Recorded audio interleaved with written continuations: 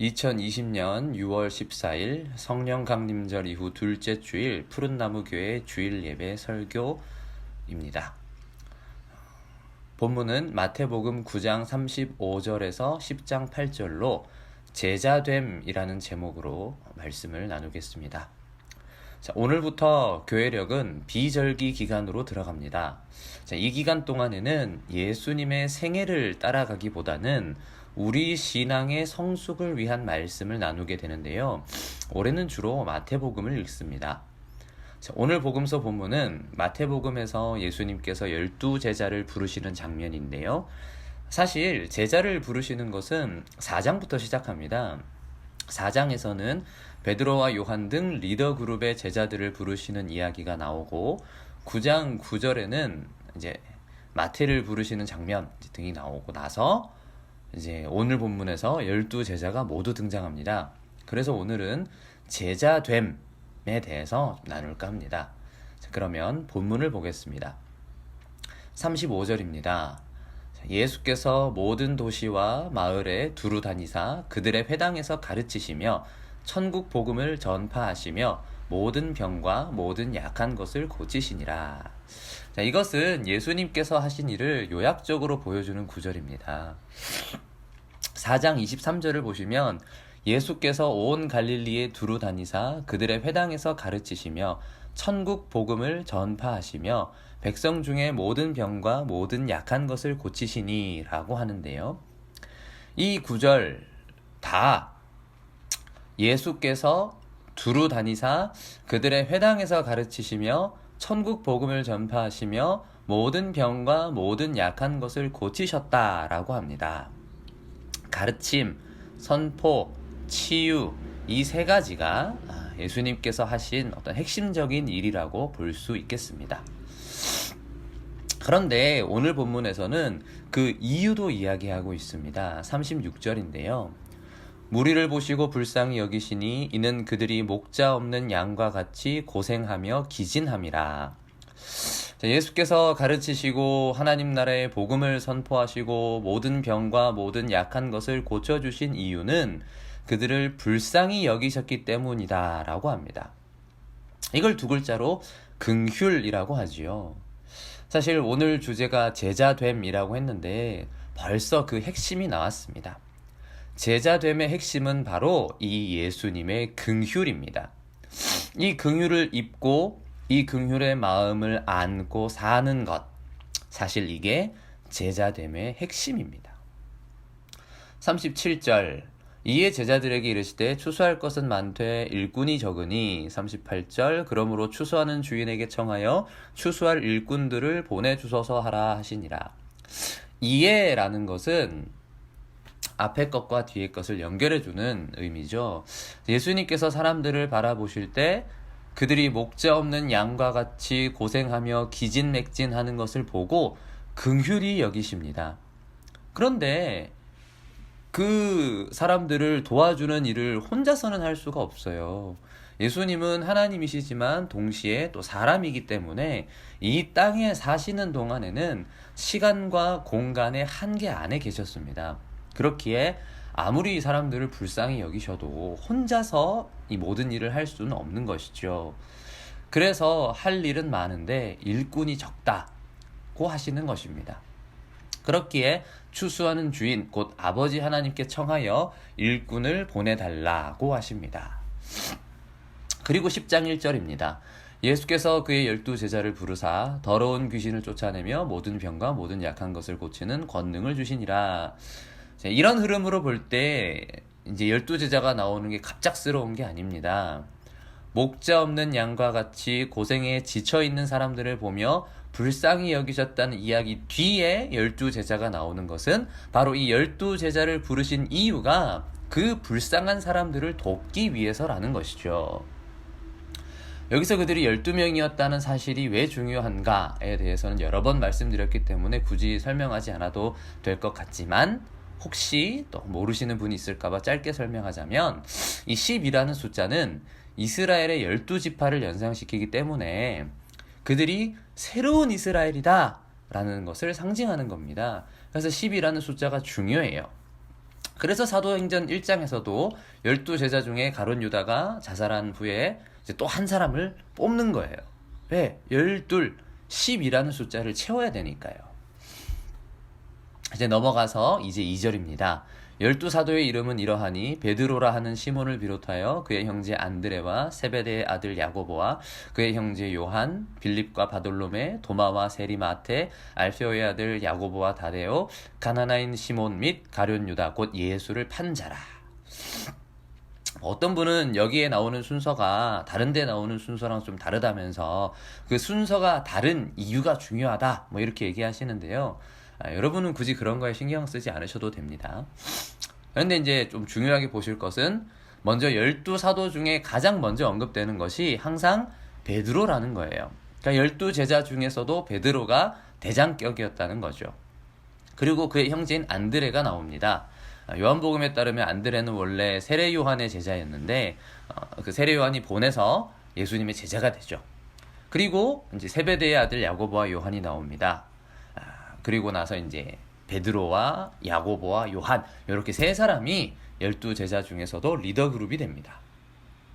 그 다음에 빌립과 바돌로메, 도마가 나오는데 이 이름들은 그리스 스타일의 이름들이에요. 그러니까 필리포스, 바르톨로메우스, 토마스 뭐 이런 식인데요. 이것을 보아 이들은 예수님의 제자들 중에서도 유대인이지만 그리스 문화에도 익숙했던 그런 그룹이었던 것 같습니다. 마태는 세리였다는데 이 세리가 어떤 사람이냐? 백성들에게서 세금을 걷어서 로마 정부에 바치는 사람이었죠. 그래서 당시 사람들은 매우 싫어했습니다. 우리 같으면 친일파 같은 거예요. 그런데 재밌는 것은 다른 복음서에는 그냥 마태 이렇게만 나오는데 마태복음은 오히려 세리 마태라고 하면서 세리를 강조하고 있습니다. 근데 이게 지금 마태복음이잖아요. 마태가 이 복음서를 썼으면 자기가 세리였다는 그 사실을 숨기려고 할 것 같은데 오히려 마태야말로 그 사실을 강조하고 있습니다. 자신의 과거를 숨기지 않고 오히려 드러내면서 이런 나를 제자로 부르신 하나님의 은혜, 그것을 강조하는 것이 아닌가 싶습니다. 자, 그리고 알페오의 아들 야고보와 다데오, 또 가나나인 시몬과 가룟 유다가 나옵니다. 자, 이 중에 알페오의 아들 야고보와 다데오는 뭐 그렇게 많은 이야기는 나오지 않지만 이제 후대의 전승에 따르면 다데오는 가나나인 시몬과 함께 페르시아 지역에서 선교하다가 순교한 것으로 전해집니다. 이 가나나인 시몬은 젤롯, 즉 열심당원이었다고도 하는데요. 열심당원은 우리로 치면 뭐 일제시대 때 의열단 같은 무장 독립운동단체 이렇게 보시면 됩니다. 가룟 유다도 아마 그런 성격이었던 걸로 보입니다. 자, 이렇게 12제자들은 갈릴리의 어부들, 그리고 그리스 문화권 사람들, 친일파 같은 세리, 그리고 무장 독립운동가 뭐 이렇게 아주 다양한 출신의 사람들로 구성되어 있었습니다. 그들 사이에 의견 충돌이 있었는지 어땠는지 자세한 건 모르지만 이렇게 다양한 사람들로 구성되어 있었다는 것 자체로도 우리에게 참 많은 것을 시사합니다. 그리고 5절부터는 이제 예수께서 이 12제자를 파송하시는 장면이 나옵니다. 5절입니다. 예수께서 이 12를 내보내시며 명하여 이르시되 이방인의 길로도 가지 말고 사마리아인의 고을에도 들어가지 말고 오히려 이스라엘 집에 잃어버린 양에게로 가라. 자, 그들을 보내시는데 먼저 이방인이나 사마리아인의 고을로 가지 말고 이스라엘 집에 잃어버린 양에게 가라고 하십니다. 이거는 뭐 예수께서 무슨 인종차별자였다 이런 게 아니라 마태복음의 기록 목적 때문입니다. 요새 인종차별 되게 아주 민감한 이슈인데요. 근데 이게 마태복음의 기록 목적 때문이에요. 마태복음의 기록 목적은 예수님이 구약에서 약속한 그 메시아시라고 말하는 것이기 때문에 이제 먼저 이스라엘 집으로 가라고 하는 것입니다. 그리고 7절, 8절은 제자들이 이제 해야 될 일을 말합니다. 7절, 가면서 전파하여 말하되 천국이 가까이 왔다 하고 병든 자를 고치며 죽은 자를 살리며 나병한 자를 깨끗하게 하며 귀신을 쫓아내되 너희가 거저받았으니 거저주라.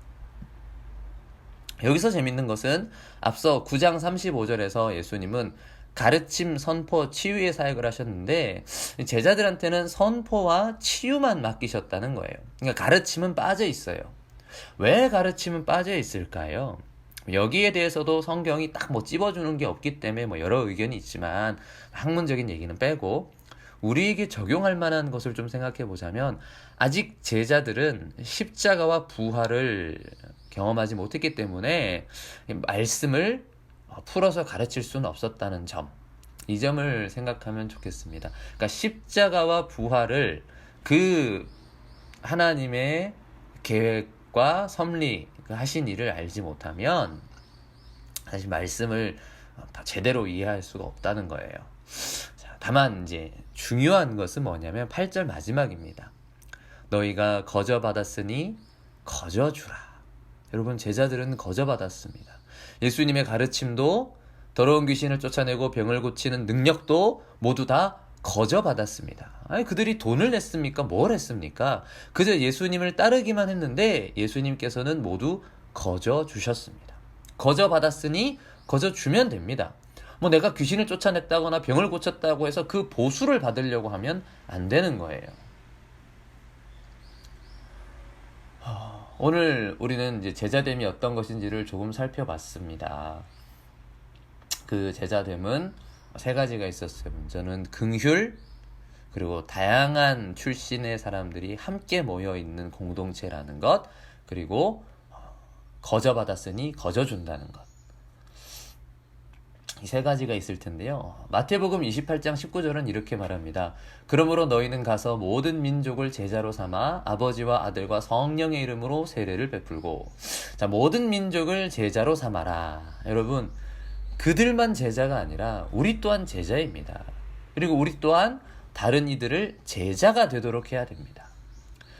예수님을 믿고 따른다는 건 팬이 되는 게 아니라 제자가 되는 것입니다. 이런 이름의 책도 있어요. 팬은 그냥 어머 너무 좋아 이러고 끝납니다. 물론 요즘 팬들은 뭐 조공도 하고 뭐 기획사에 이런저런 요구도 하고 뭐 대단하더라고요. 그런데 그게 끝이에요. 그러니까 싫으면 떠나면 그만이에요. 근데 제자는 그렇지 않습니다. 제자는 다릅니다. 예수님의 제자가 된다는 것은 우선은 배워야 됩니다. 제자가 배우는 사람이잖아요. 가르침을 받아야 돼요. 근데 무엇보다 중요한 가르침이 무엇이냐? 우리가 무엇보다 배워야 될 것은 바로 긍휼입니다. 이 긍휼을 알지 못한다면 우리가 하는 모든 것은 어쩌면 아무 의미가 없을 수도 있습니다. 오늘 교회력 서신서 말씀인 로마서 5장 5절은 이렇게 말합니다. 소망이 우리를 부끄럽게 하지 아니함은 우리에게 주신 성령으로 말미암아 하나님의 사랑이 우리 마음에 부은 바 됨이니. 우리에게 주신 성령으로 말미암아 우리 마음에 부어주신 하나님의 사랑, 이 사랑을 알지 못한다면 전 세계 곳곳을 누비면서 전도하고 뭐 선교하고 교회당을 짓고 분골 쇄신한다고 해도 참된 제자가 아닐 수 있습니다. 여러분, 거저 받았으니 거저 주면 됩니다. 그런데 뭘 받아야 주죠. 받은 게 있어야 줄 거 아닙니까? 이 하나님의 사랑을 먼저 받고 이 사랑을 알고 이 받은 사랑을 거저 전해주는 것. 목자 없는 양과 같이 고생하며 지친 이들에게 목자의 음성을 들려주고 목자를 따르도록 이끌어주는 것, 그리고 함께 그 길을 걸어가는 것. 이것이 제자됨입니다. 주 안에서 사랑하는 하나님의 백성 여러분, 말씀을 맺겠습니다. 여러분, 우리가 모두 이런 제자가 되기를 바랍니다. 교회를 위해 헌금하고 헌신하는 게 뭐 아무 쓸데없다 이런 말이 아니에요. 너무 소중하고 귀하죠. 그러나 그렇게 내가 모든 걸 바쳤는데 내 인생이 왜 이러나, 너무 허무하다. 여러분, 이렇게 되면 안 되는 거 아닌가요? 근데 그런 사람을 제가 너무 많이 봤습니다. 여러분, 우리가 그렇게 되지 않으려면 먼저 이 사랑을, 이 긍휼을 알아야 됩니다. 로마서 5장, 우리가 아직 죄인 되었을 때에 그리스도께서 우리를 위하여 죽으심으로 하나님께서 우리에 대한 자기의 사랑을 확증하셨느니라. 아멘.